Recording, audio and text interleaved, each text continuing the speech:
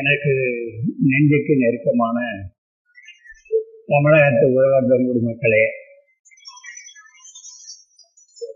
எல்லோருக்கும் என்னுடைய அன்பு கலந்த வணக்கம் முடியுது. வழக்கறிஞர் திலகேஸ்வரன் பேசி முடித்ததோடு இந்த கூட்டம் முடிவடைந்திருந்தால் நெஞ்சில் நெருப்போடு நீங்கள் எல்லாம் வேறு சென்றிருப்பீர்கள். ஆனால் நீங்கள் எல்லாம் எதிர்பார்க்கிறீர்கள் என்று பாலசுப்ரமணியமும் போஸும் சொன்ன காரணத்தால் இடையிலே நான் வந்து நிற்கிறேன்.